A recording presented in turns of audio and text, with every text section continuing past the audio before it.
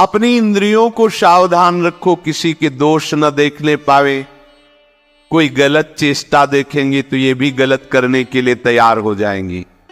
श्री भगवान के बड़े अवतार हुए हैं, बड़ी अद्भुत अद्भुत लीलाएं हैं। प्रभु का प्रकट होना, लीला करना, दिव्य गुणों का वर्णन, यदि आप इनको गाएंगे लीलाओं को और श्रवण करेंगे तो मोह की बात क्या, महामोह का भंजन हो जाएगा। बड़ी सामर्थ्य भगवान के चरित्रों की महिमा बड़ी है। अगर इनको आप सुनेंगे, बार बार सुनेंगे, तो आपको और कोई साधन करने नहीं पड़ेंगे, अपने आप सब साधन प्रकाशित हो जाएंगे। जहां कहीं कभी भी किसी का उद्धार की बात आई है तो वो भगवत चरित्र सुनने से ही आई है। शरणागति श्रवण से ही प्रारंभ होती है, भक्ति भी श्रवण से ही प्रारंभ होती है, पूर्णता भी श्रवण से ही होती है। श्रवण सुजस सुनी आयऊ, और श्रवणम कीर्तनम स्मरणम, पहला श्रवण। खूब भगवत चर्चा सुनने का स्वभाव बना लेना चाहिए। पर देखा जाता है कि 20 वर्ष भगवत चर्चा सुनने पर रंग नहीं आता, क्योंकि ये तो बना लिया स्वभाव कि जहां भी कथा हो रही सुन रहे और बाद में निकले तो बक्सते वो किसी को नहीं, सबकी निंदा करते। बड़ी किसी एक की प्रशंसा, एक की निंदा, तुम्हारा सारा का सारा सत्संग बेकार हो गया। अगर सत्संग को सुरक्षित रखना है तो ना किसी की स्तुति, ना किसी की निंदा, जो सुना है उसको अपने जीवन में मनन करते हुए उतारे। प्रभु की लीलाओं का श्रवण और प्रभु के नाम का कीर्तन और प्रभु के रूप का ध्यान, ये तीन बातें बहुत जल्दी भगवत प्रेम प्रकट कर देती है। ये तीन बातें बहुत जल्दी भगवत प्रेम प्रकट कर देती हैं। प्रभु के अवतार लीला चरित्रों का खूब गायन करे, खूब श्रवण करे।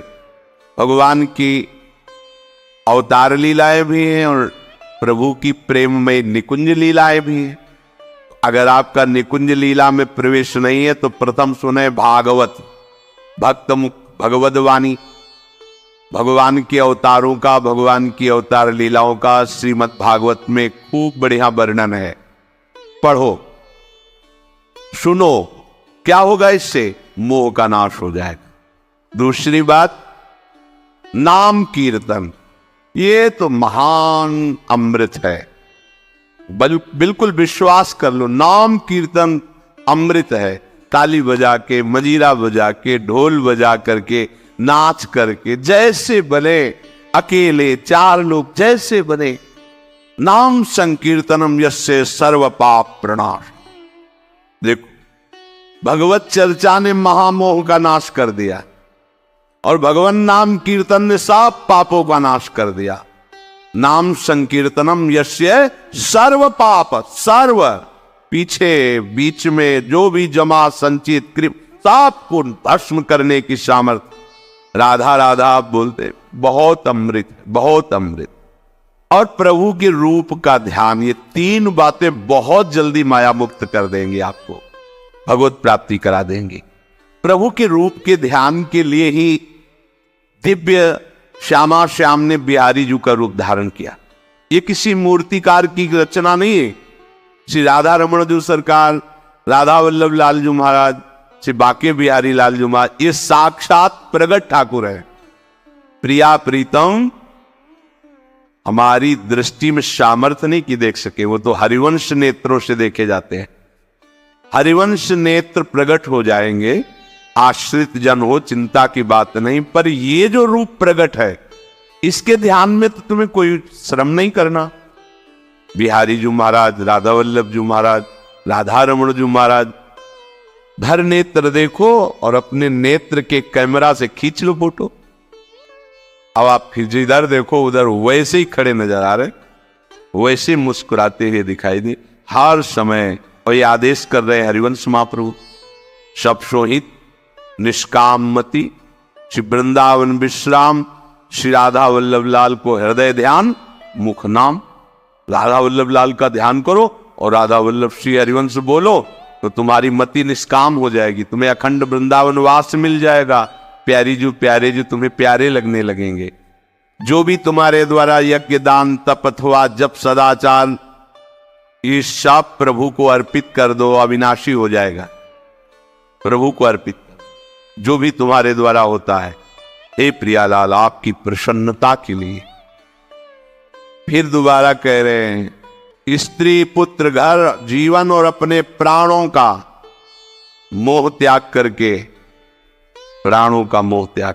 यहां पूरा समाज वैसे ही सब बैठा है हृदय में। देखो, जिस मार्ग में चलना उसे समझो। अंदर से केवल प्रिया प्रीतम में ही हमारी अहमता ममता होनी चाहिए। गले पड़ जाओ, बढ़िया, इसी जन्म में कल्याण हो जाएगा। गले पड़ जाने का मतलब, जैसे कोई गले पड़ रहा हो तो उसका मतलब समझते हो, मारो पीटो गाली दो भगाओ, नहीं भागे, वो गले पड़ गए। बोले अब क्या करें, गले ही पड़ गए, आप क्या करें। ऐसे ही पूज्य श्री स्वामी राम सुखदास जी महाराज कहते, श्री कृष्ण के गले पड़ जाओ भैया, इसी जन्म में तुम्हारा कल्याण हो। भगवान के गले पड़ जाओ।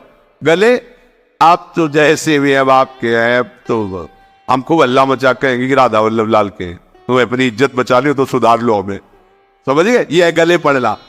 हाउ कहावत, लंबा तिलक लगाएंगे और जय राधा वल्लभ लाल की बोलेंगे, और आपके लायक तो हम है नहीं। अब आपको अपने लायक बनाना कि आपका दास कैसा होता है, तो आपको बनाने के लिए कोई मशीन की जरूरत नहीं, आप ऐसे बना दोगे, बना देना। अब आपके गले पड़ गए, आप ही हमारी इज्जत हो, आप ही हमारे जीवन हो। अपनी इज्जत संभालनी हो तो हमें संभाल लेना। वो संभाल लेते, वो मच्छर को ब्रह्मा बना देते हैं, घोर पापी को ब्रह्म ऋषि बना देते हैं, उनके लिए कोई दुर्लभ बात नहीं। पर जब तक अहंकार है तब तक उनकी तरफ से ये प्रोसेस शुरू नहीं होता। जब हार गया और गले पड़ गए, फिर वो बड़े बड़े महात्माओं के द्वारा भी बंधनी हो जाते हैं। यदि इसी जन्म में भगवत प्राप्ति करनी है तो ये काम तो आपको बड़ी जल्दी कर लेना है। जहां जहां हमारी ममता है उसे प्रभु के चरणों में लगानी ही पड़ेगी। चूक करोगे, वही ममता की डोर मन को घसीट लेगी और अगले जन्म का विधान बना देगी। यदि आपको इसी जन्म में भगवत प्राप्ति करनी है तो सबकी ममता ताग बटोरी, मम पद मन ही बांध बर डोरी।